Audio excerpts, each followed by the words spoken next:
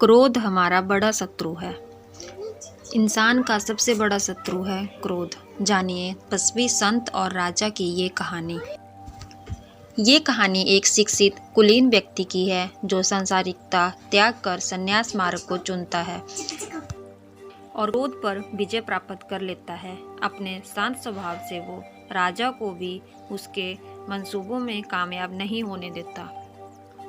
एक बार एक शिक्षित व कुलीन व्यक्ति ने सांसारिकता का त्याग कर संन्यास मार्ग का वर्ण किया। उसकी पत्नी भी उसके साथ सन्यासिनी बन उसकी अनुगामिनी बन गई थी। दोनों ही एकांत प्रदेश में प्रसन्नतापूर्वक संन्यास साधना में लीन रहा करते थे। एक बार बसंत ऋतु में दोनों एक घने वन में विहार कर रहे थे। संत अपने फटे कपड़ों को सिल रहा था और उसकी पत्नी वहीं एक वृक्ष के नीचे ध्यानस्थ थी। तभी उस वन में शिकार खेलता एक राजा आया और चिथड़ों में लिपटी हुई एक अद्वितीय सुंदरी को ध्यान मगन देखकर उसके मन में कुभाव उत्पन्न हुआ।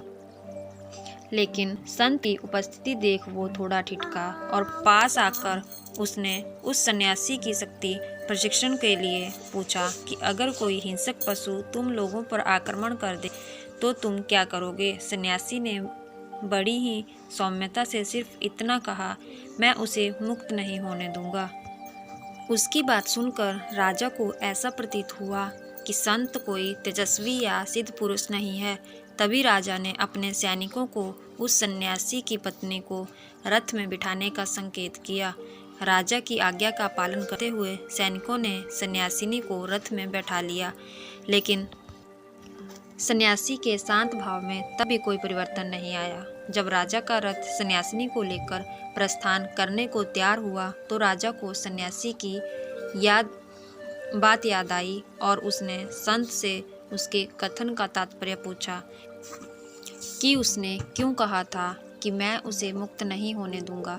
तब संत ने राजा को बताया कि उसका वाक्य क्रोध के संदर्भ में था, क्योंकि क्रोध ही मानव का बड़ा शत्रु होता है। जो क्रोध को शांत कर लेता है वो स्वयं ही शत्रु को जीत लेता है और जो क्रोध को मुक्त कर देता है वो एक दिन स्वयं उसकी आग में जल जाता है।